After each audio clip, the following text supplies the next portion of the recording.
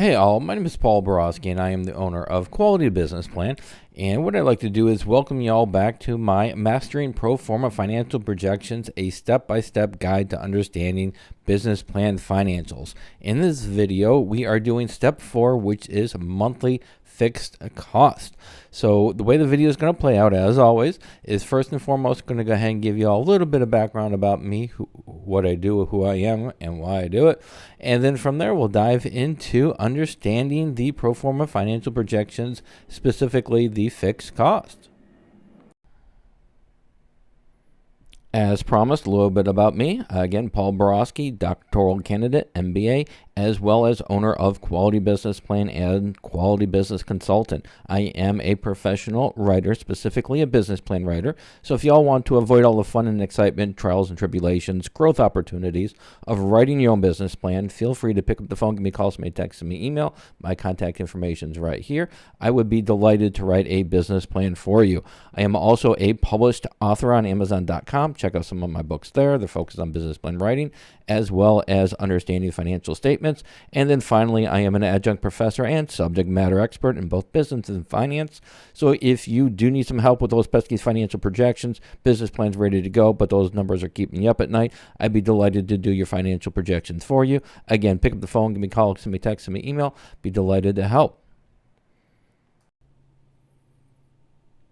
Hey all, and enough about me. Let's go ahead and talk about the start of the show, which is understanding our monthly fixed costs for our pro forma financial statements. So in starting, what I like to do when I'm doing a financial model or working for a client doing financial projections or a business plan is I'm going to go ahead and start with a general categories for my monthly fixed cost. For this example, for most of my financial models, I'm going to go with a general fixed cost for most businesses. And what I mean by that is most fixed costs, most companies are going to have fixed costs of rent, utilities, office expenses, insurance, accounting and legal, advertising, and then other. My other is a catch-all that is going to include it if you've got a web page and you don't want to include that in advertising, well then you can go ahead and include that in other. If you have security for your organization, you need to pay a security system or such, then you can go ahead and include that in other as well. And so once I identify my fixed costs, and again, I want to keep them in categories because we could have 2 or 3 pages worth of fixed costs that we're kicking out on a monthly basis. That's too much. You want to summarize. And so once you have your buckets or your summary categories, the next thing you're going to do is you're going to estimate or budget what you want those fixed costs to be on a monthly basis for the first month. Only for the first month, and you're going to go ahead and put those numbers here. And so for this example, what I'm doing is for rent, I'm saying our rent's going to be $1,800 for the first month. Utilities will be $450, office expenses $650, insurance $150, accounting and legal $125, advertising $1,500, and then other is going to be $800. Once you have the foundation set, you then need to go ahead and tie that into your profit and loss statement. And if you check these numbers right here, these are my fixed cost, monthly fixed cost numbers. These numbers are, except for the depreciation, these numbers are the same that I'm putting in my information page. Now, once we have it over here, that doesn't mean that these numbers are not going to change on a monthly basis. That just means we're writing a check for each one of these categories on a monthly basis. Doesn't mean the prices are going to be the same. For example, advertising, that is going to be a budget. We want to stay within that budget, and that budget is typically going to be the same for the next 12 months. And so from there, if you look at my month 2, is $1,500, which is the same as month 1. So my advertising is not growing on a monthly basis. It's staying static. Office expenses, now that's a different story. We are saying that we're going to spend $650 for office expenses based on revenues of $56,800. Now, if our revenues go up to $57,600, well, we are going to expect our office expenses to go up as well, because if we have more clients, we're using more paper clips, more print cartridges, and so on. So when that's the case, then we're going to want to go ahead and grow our office expenses at a specific amount. Now, the way that I calculate it for my financial models is I'm going to go ahead and for my first month, I'm going to go ahead and take the office expenses, whatever they are, whatever I estimate they're going to be. I'm going to divide that by our revenues. And once I do that, we're going to get the percentage of that line item as compared to revenues. So for this example right here, our utilities, or we're looking at utilities, we are looking at office expenses. So our office expenses is 1.14% of our revenues.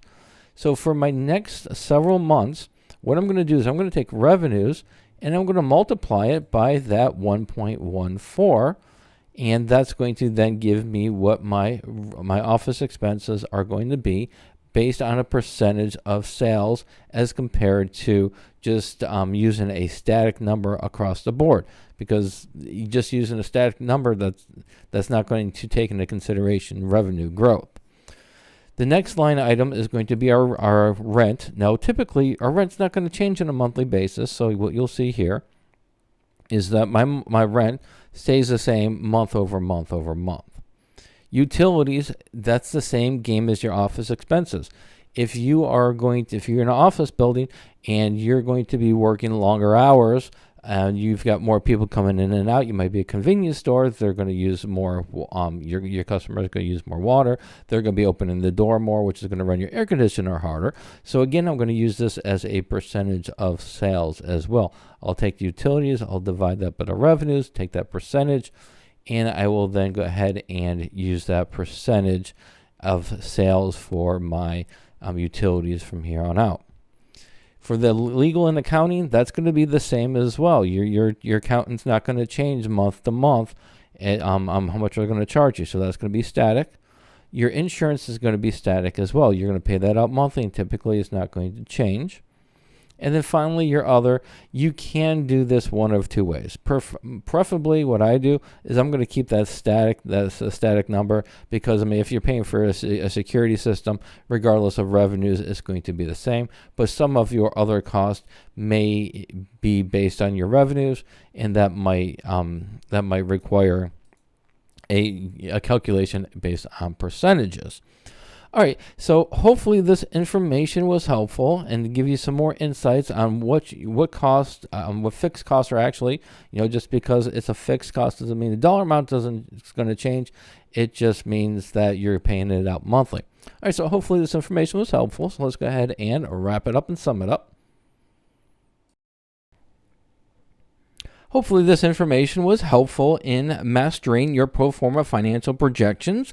If you are interested in purchasing the template that I used in this video, you can just go to this link right here. And the template that I used was my advanced financial template version. And again, you can purchase it on this link. If you want a more basic template, I also offer a basic version of the template that I just used for this example. And you can, again, purchase that template right here for the financial model. If you don't want to mess around with templates and you just want somebody to do your financial projections for you, feel free to contact me. Check out my prices page. Love to write you a business plan, of a custom business plan. Love to do your financial projections for you. Completely up to you. Just let me know if I can be of service. And then finally, let's wrap it up with tutorials. If you want some more tutorials on better understanding or mastering your pro forma financial projections, just go to this link right here. All right, hopefully this information was helpful. Go out, make a little bit of money, and have a great day.